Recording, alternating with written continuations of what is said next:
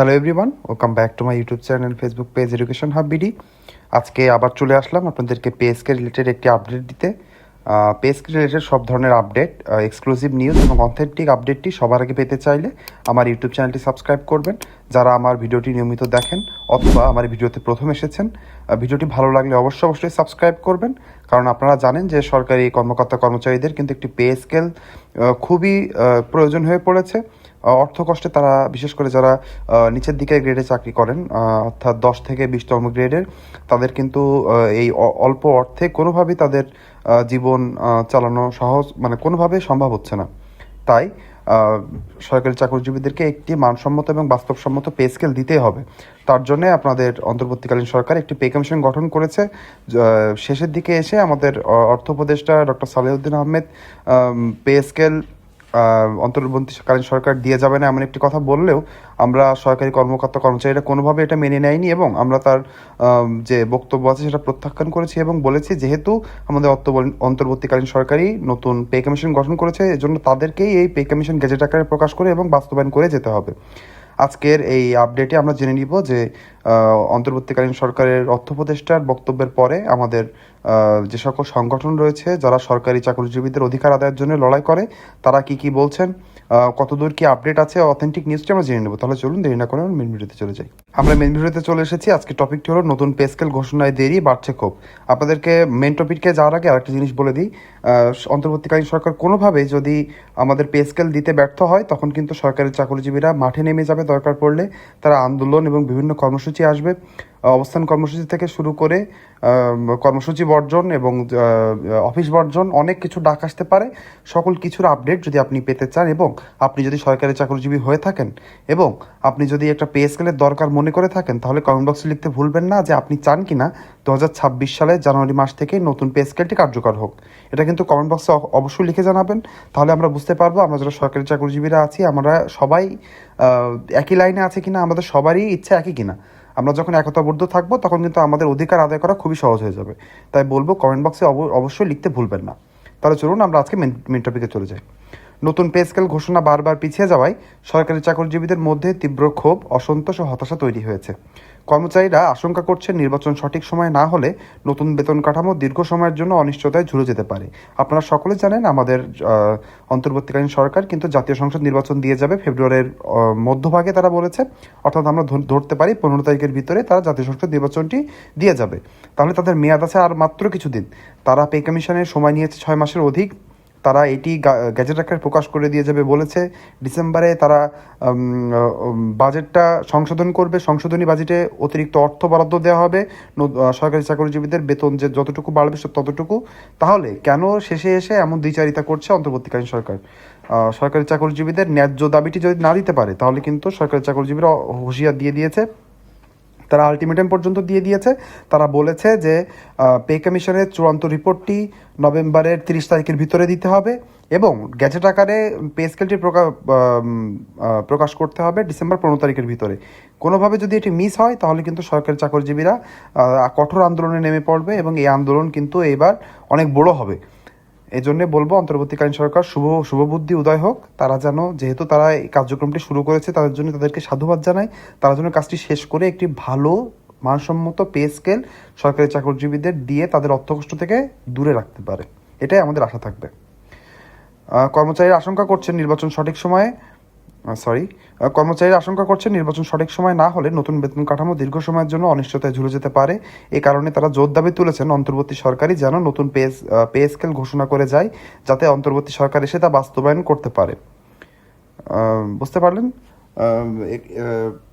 নতুন pay scale ঘোষণা করে যায় এবং পরবর্তী সরকার এসে তা করতে পারে। কিন্তু আমরা কিন্তু সরকারি চাকরিজীবীরা বলে দিতে চাই, পরবর্তী কোনো সরকারের দিকে সরকারি চাকরিজীবীরা তাকিয়ে থাকবে না। তাদের কথা হলো, তাদের এক দফা এক দাবি, সেটা হলো জানুয়ারি মাস 2026 সাল থেকে নতুন পে স্কেলটি কার্যকর করতে হবে। বিভিন্ন মন্ত্রণালয় ও দপ্তরের কর্মকর্তা কর্মচারীদের নিজেদের সংগঠনের ব্যানারে অর্থ উপদেষ্টার কাছে স্মারকলিপি দেওয়ার প্রস্তুতি নিচ্ছেন। তার মানে অলরেডি কিন্তু প্রস্তুতি নেওয়া শুরু হয়ে গিয়েছে। আমাদের অর্থ মন্ত্রণালয়, অর্থ উপদেষ্টা যে কথা বলেছেন তার পরিপ্রেক্ষিতে বিভিন্ন স্মারকলিপি কিন্তু অলরেডি তার প্রস্তুতি নেওয়া শুরু হয়ে গিয়েছে। মাঠ পর্যায়ে কর্মচারীদের অভিযোগ অভিযোগ 2015 সালের পর নতুন কোনো পে স্কেল দেওয়া হয়নি। এদিকে 10 বছরের দ্রব্যমূল্য ও মূল্যস্ফীতি অসহনীয় বেড়েছে। আপনারা সকলে জানেন অষ্টম পে স্কেল 2015 সালে দেওয়া হয়, 2025 সাল প্রায় শেষ, তার মানে 11 বছর ধরে সরকারি চাকরিজীবীরা পে স্কেল থেকে বঞ্চিত। আপনারা জানেন বিশেষ করে করোনার পরিস্থিতির পর থেকে দেশের অর্থনৈতিক অবস্থা কতটুকু খারাপ অবস্থা হয়েছে। বিশেষ করে খাদ্যদ্রব্যের দাম 4 থেকে 5 গুণ হয়ে গিয়েছে। স্বর্ণের দাম আপনারা সকলে জানেন যে প্রায় 5 থেকে 6 গুণ হয়ে গিয়েছে। তাহলে সব কিছুর দামই বেড়েছে, কিন্তু সরকারি চাকরিজীবীদের বেতন বাড়ে নাই। সরকারি চাকরিজীবীরা 5 থেকে 6 জন সদস্য নিয়ে থাকলে তাদের খাবার খরচও ওঠে না এই সরকারি বেতনে। আপনি যদি একটা সরকারি কর্মীকে তার এই অর্থ কষ্ট থেকে দূরে না সরাতে পারেন, তাহলে সে মনোযোগ দিয়ে কিভাবে সরকারকে তার সার্ভিসটি দিবে, কিভাবে মানুষকে সে সার্ভিসটি দিবে। আপনাকে অবশ্যই এটি মনে রাখতে হবে, সরকারি চাকরিজীবীদের যদি আপনি অর্থ কষ্ট দূর করতে পারেন, তাহলেই কিন্তু তারা দেশের এবং দশের উন্নয়নের জন্য কাজ করতে পারবে। এতে বেতন ভাতা স্থির থাকায় জীবনযাত্রা কঠিন হয়ে পড়েছে। অর্থ উপদেষ্টার আগে আশ্বাস দিলেও 12 নভেম্বর নতুন বক্তব্যের মধ্যে জানান নতুন পে স্কেল ঘোষণা করবে আগামী নির্বাচিত সরকার, অন্তর্বর্তী সরকার শুধুমাত্র প্রতিবেদন চূড়ান্ত করবে। এই মন্তব্যে কর্মচারীদের মধ্যে ব্যাপক ক্ষোভ ছড়িয়ে পড়ে। সামাজিক যোগাযোগ মাধ্যমেও তীব্র প্রতিক্রিয়া দেখা যায়। 14 নভেম্বর জাতীয় প্রেস ক্লাবে কর্মচারী ঐক্য পরিষদের সমাবেশে জানানো হয় নির্বাচনের আগে পে স্কেল ঘোষণা করতে হবে, না হলে তারা নির্বাচনের দায়িত্ব থেকে সরে দাঁড়াবেন। তার মানে বুঝতে পারলেন সরকারি চাকরিজীবীদের কিন্তু অলরেডি আলটিমেটাম দেওয়া হয়ে গেছে। বিশেষ করে এমপিওভুক্ত শিক্ষক কর্মচারীরা কিন্তু মাঠ পর্যায়ে নির্বাচনের দায়িত্বে থাকে। তারা যদি কোনোভাবে সরকারি চাকরিজীবী এবং এই এমপিও শিক্ষকরা যদি মিলে তারা যদি বলে বসেন যে নির্বাচনের দায়িত্ব তারা থাকবেন না, নির্বাচন করাই কিন্তু দেশে কঠিন হয়ে যাবে, তখন কিন্তু সরকার বিপাকে পড়বে। আমরা সরকারি চাকরিজীবীরা কোনোভাবে সরকারকে কোনো বিপাকে ফেলতে চাই না। অন্তর্বর্তীকালীন সরকার বৈষম্য দূরীকরণের জন্যই কিন্তু আমাদের দেশে এসেছেন। আমরাও চাই সরকারি চাকরিজীবীদের যে বেতন ভাতার ভিতরে যে বৈষম্যগুলো ছিল, গ্রেড কমানো, একটি মানসম্মত মূল বেতন দেওয়া, তাছাড়া যে বাকি সুযোগ সুবিধাগুলো আছে সেগুলো একটু মানসম্মত পর্যায়ে বাড়ানো, সেটাই কিন্তু আমরা চাই। এবং বৈষম্য দূর করার জন্যে নিমিত্তে কিন্তু এই সরকারটি এসেছে। আমরাও চাই সরকারকে সাহায্য করে একটি ভালো দেশ গড়ে তোলায়। এখন যদি অন্তর্বর্তীকালীন সরকার এই সহযোগিতার নামে যদি মনে করে যে সরকারি চাকরিজীবীরা নমনীয় হয়ে আছে, তাহলে কিন্তু তারা ভুল করবে।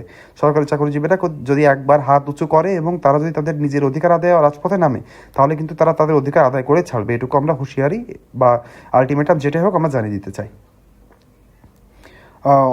অর্থ উপদেষ্টার বক্তব্যে কর্মচারীদের মধ্যে ব্যাপক ক্ষোভ ছড়িয়ে পড়ে এবং সামাজিক যোগাযোগ মাধ্যমেও তীব্র প্রতিক্রিয়া দেখা যায়। 14 নভেম্বর জাতীয় প্রেস ক্লাবের কর্মচারী ঐক্য পরিষদের সমাবেশে জানানো হয় নির্বাচনের আগে পে স্কেল ঘোষণা করবে, না হলে নির্বাচনের দায়িত্ব থেকে সরে দাঁড়াবেন। এটা বুঝতে পারলাম। তারপরে আসবো, পরিষদের সমন্বয়ক জানান 1 ডিসেম্বর থেকে নতুন পে কমিশনের সুপারিশ বাস্তবায়ন না হওয়া পর্যন্ত লাগাতার আন্দোলন চলবে। তার মানে আন্দোলন কিন্তু 1 ডিসেম্বর থেকে শুরু হয়ে যাবে যদি সরকার কোনো দৃশ্যমান পদক্ষেপ না নেয়।